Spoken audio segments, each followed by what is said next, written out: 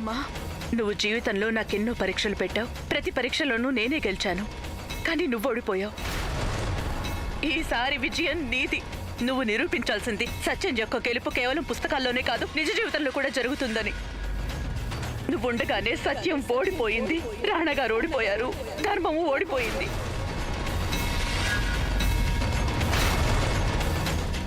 అయినా నేను ఇప్పటికీ నిన్నే నమ్ముతున్నానమ్మా. కానీ ఇప్పుడు నువ్వు నా నమ్మకాన్ని నిలబెట్టుకోవాల్సి ఉంటుంది. నాకు తెలుసు ఆమీర్ కోట్లో ఉండడం చావుతో చెలగాటం అని. కానీ నేను ఈ మట్టిని విడిచిపెట్టి ఎక్కడికి వెళ్ళగలను? ఎలా వెళ్ళగలను? ఇక్కడి మట్టిలో రాణగారి రక్తం ఉంది. లేదు, నేను ఆమీర్ కోట్ని విడిచి ఎక్కడికి వెళ్ళనమ్మా. ఎక్కడికి వెళ్ళను. ఇక దీని రక్షణ బాధ్యత నేను నీకు అప్పగిస్తున్నాను.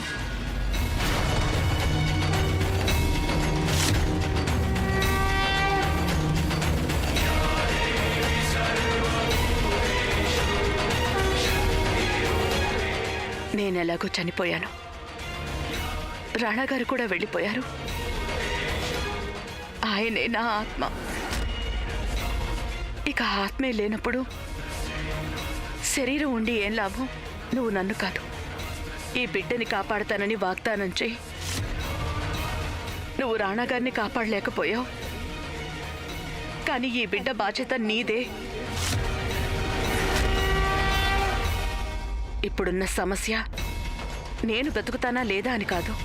ఇప్పుడు అసలు సమస్య ఈ బిడ్డ బతుకుతాడా లేదా అని.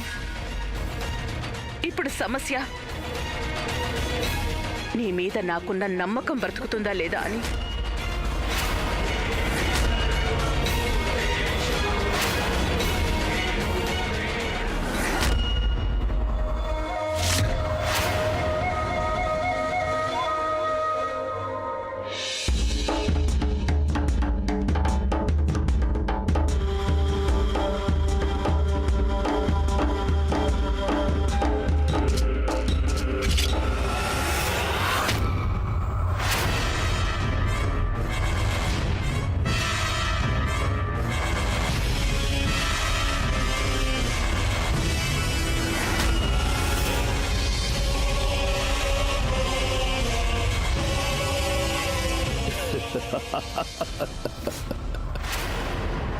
ఎలా బెంబెలెత్తుతున్నావు చూడు.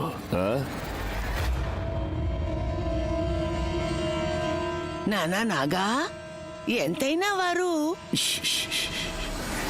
ఈరోజు నాగాకు చాలా కోపం వచ్చింది, చాలా కోపం. ఒకవేళ మీ మీద తీశానో మీరంతా మాడిపోతారు. పోరాడతావా లేక చస్తావా?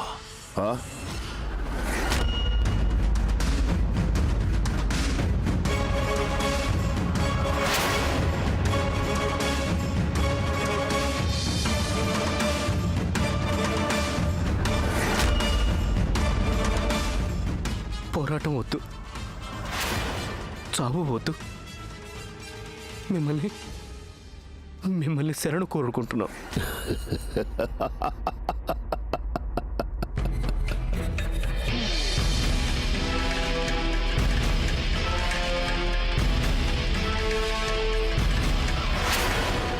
పొరపాటు జరిగింది.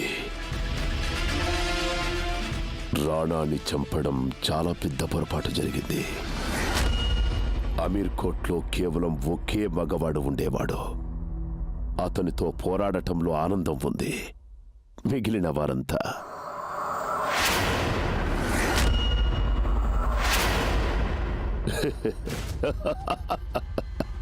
అమ్మా చెప్పుమ్మా, అమీర్ కోట్ యొక్క కొత్త రాజు ఎవరు?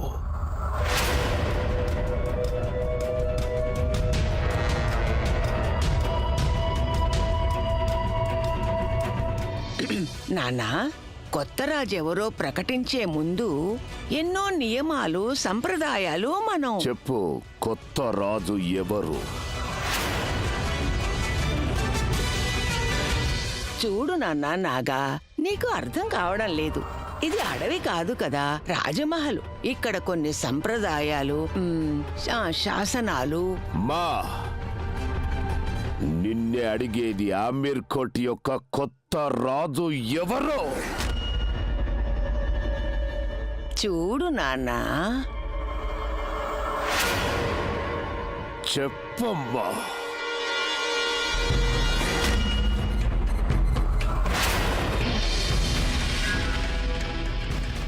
ఆమీర్ కోట్ యొక్క కొత్త రాజు ఎవరో? అది నువ్వే, ఇంకెవరు?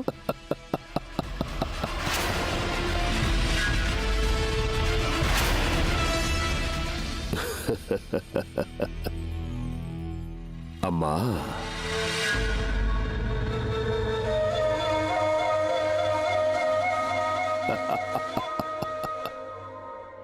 ఆమీర్ కోట్ యొక్క కొత్త రాజు నాగా.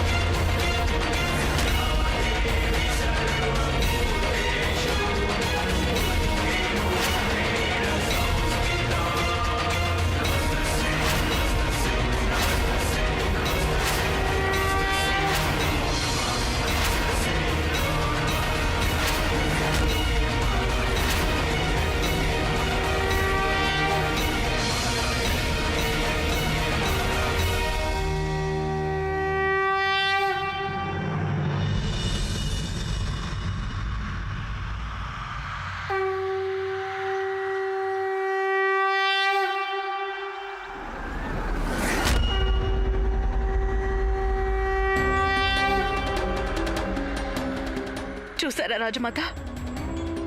చూసావా లక్ష్మణ్? అమ్మ ఇప్పుడు నా ఒడి నింపింది.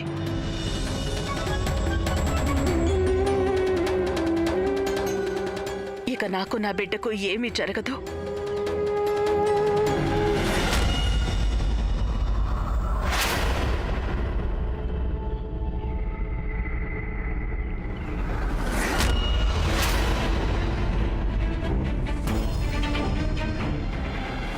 ఈ నాగ యొక్క కోపం చాలా తీవ్రమైంది. మిమ్మల్ని కూడా ఇబ్బంది పెట్టినట్టుంది.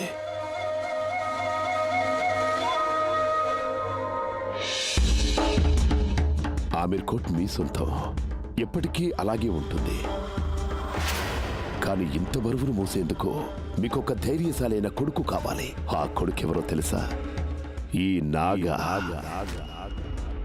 మీకిద్దరు కొడుకులు, ఒకరు గుంటనక్క, మరొకరు పులి. కానీ రాజ్యపాలన పులే చేస్తుంది కదమ్మా. అవును నాన్న, మాకు ఇద్దరు కొడుకులున్నారు. వారిలో నువ్వే పులి.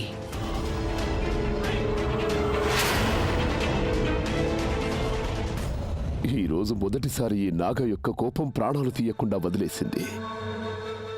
ప్రాణాలు తీయకపోవడం మంచిదైంది. లేదంటే ఈ నాగాకి తల్లిలా మిగిలేది. ఈ రోజు వరకు మీరు ఒక కర్రనే కత్తని కొని పోరాడారమ్మా. కానీ ఇప్పుడు మీ చేతుల్లోకి ఇనుప కత్తొచ్చేసింది. ఈ నాగ వచ్చాడు మీ దగ్గరికమ్మా. నాగా సంద్రనందన్ లాగా పిరికివాడు కాదమ్మా. చంద్రవదన్. సంద్రనందన్. సంద్రనందన్. సంద్రనందన్ పిరికివాడు కదమ్మా. అవునన్న, చంద్రనందన్ పిరికివాడు. అమ్మా, అమ్మా, నేను ఈ రోజే రాజు అవుతానమ్మా. నేను ఈ రోజే రాజు అవుతాను. ఈ రోజు నాకు అది జరుగుతుంది. అదేంటమ్మా? పట్టాభిషేకం. అదే పట్టాభిషేకం. ఈ రోజు నాకు పట్టాభిషేకం జరుగుతుంది. మేము మిమ్మల్ని ఎప్పుడు నమ్ముతూనే వచ్చాం పెదరాణి అమ్మ. కానీ ఆ నమ్మకానికి బదులుగా మాకు లభించిందేంటి? అమ్మా, చేతికందిన కొడుకుని పోగొట్టుకున్నాం. ఇటువంటి భయంకరమైన శత్రువుని పొందాం.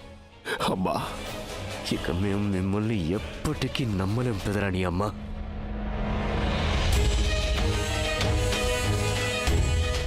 ఎన్నటికీ నమ్మం.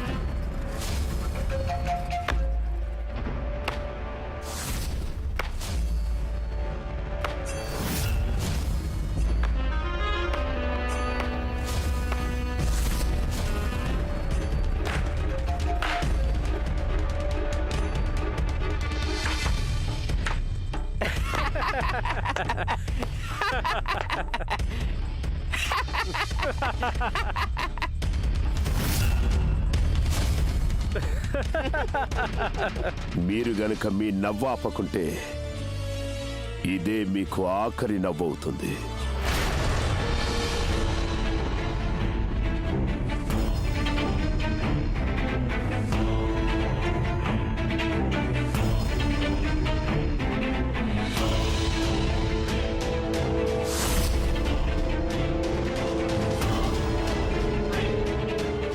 హాయ్ హాయ్ రాజా గారు, హాయ్ హాయ్. మీకు జయం జరగాలి. జయం జరగాలి. మేము ఇక్కడికి నవ్వేందుకు కాదు, నిన్ను హెచ్చరించడానికే వచ్చాం. అవును, హెచ్చరించడానికి వచ్చాం. నీ పేరు నాగా. ఎన్నో కాలాల పాటు రాజ్యం చెయ్యి, కానీ సింహాసనం మీద కూర్చునే ముందు ఆలోచించు. కొలిమిలో జ్వాల లాంటిది, జ్వాల. నీ శత్రువులు లోపల ఉంటారు, బయట కూడా ఉంటారు. ఆ చాలా ఎక్కువ మాట్లాడారు. వీళ్ళ నోళ్లు మూయించండి. రాజా గారు, మేం చెప్పింది వినకుంటే అనవసరంగా నాశనం అవుతారు. బయటకి తీసుకెళ్ళండి వాళ్ళని. వాళ్ళిద్దరి తలలు నరికేయండి.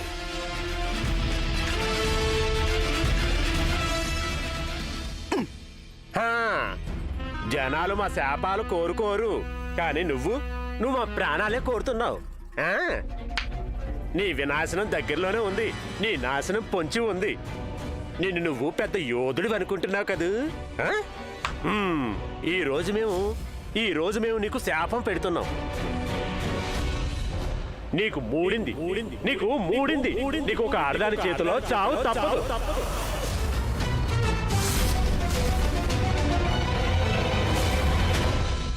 గాయత్రి,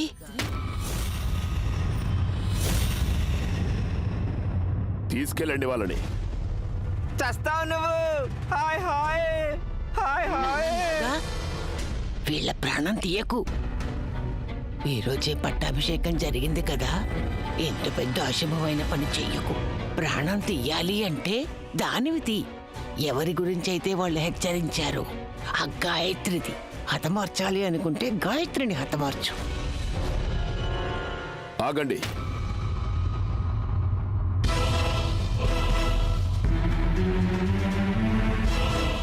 వాళ్ళిద్దరిని వదిలేయండి.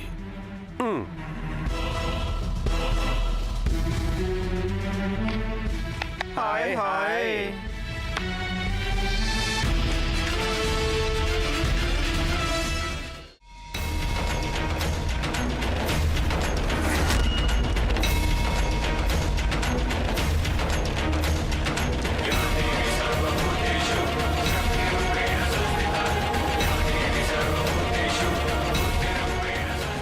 ఆ భగవంతుడి దయ వల్ల పుట్టబోయేవాడు పరాక్రమవంతుడు కావాలి, వీరుడు కావాలి, ధైర్యవంతుడు కావాలి, తనువు మనస్సు ఆత్మలతో అజేయుడు కావాలి. వాడు తల్లిలా నిర్భయుడు కావాలి, తండ్రిలా రక్షకుడు కావాలి.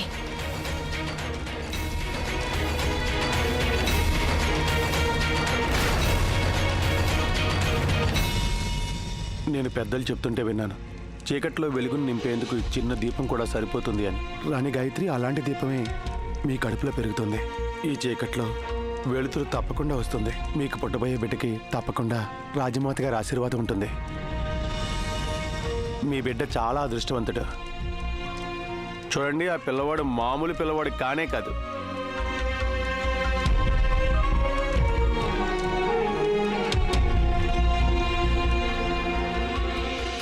ఈ రోజు నుండి నా బిడ్డకు 3 తల్లులు.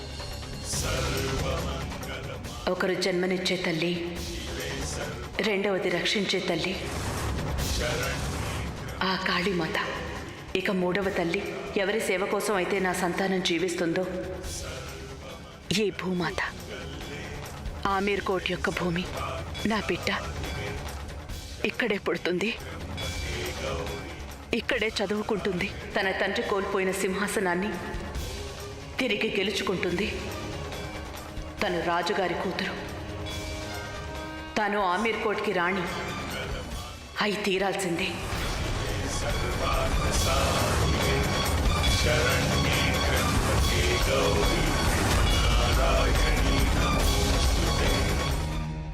నాగా, ఆ పేడి వాళ్ళు చెప్పి వెళ్ళారే, అది నువ్వు పెడచెవిన పెట్టకూడదు.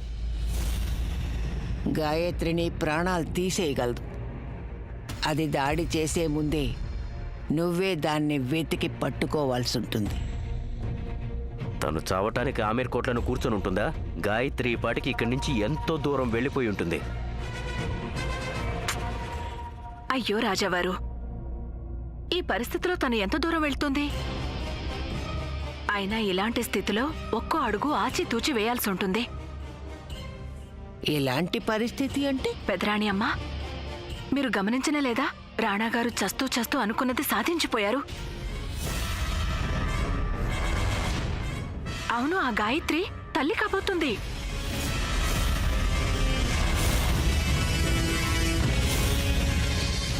అవునమ్మా, మేం చూసాం.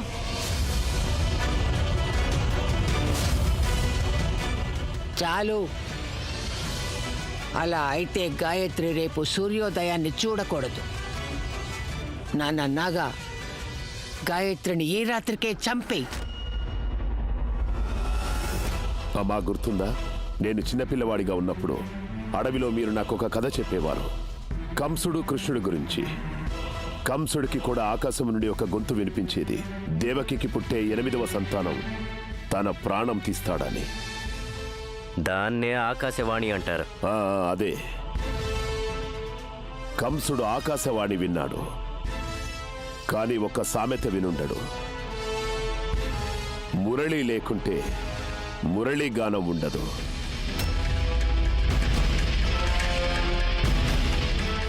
కంసుడు పిల్లలు పుట్టే వరకు ఎదురు చూసుండొచ్చు, కానీ నేనలా కాదు. ఈ రాత్రికే తల్లి బిడ్డ ఇద్దరూ చేస్తారు. అయినా ఇంత పెద్ద ఆమీర్ కోట్లో గాయత్రిని వెతకడం ఓకలో సూదిని వెతికినట్టుంటుంది.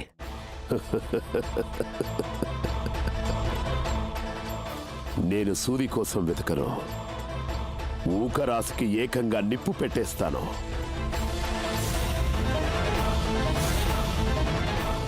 వెళ్ళండి, ఆమీర్ కోట్లో అణువణువు వెతకండి. తల్లి కాబోతున్న ప్రతి ఆడదాన్ని చంపేసేయండి. రానున్న 9 నెలల్లో ఆమీర్ కోట్లో ఒక్క ఆడది పురుడు పోసుకున్నా సరే నేను నా చేతులతో మీ అందరి తలలు నరికి పారేస్తాను.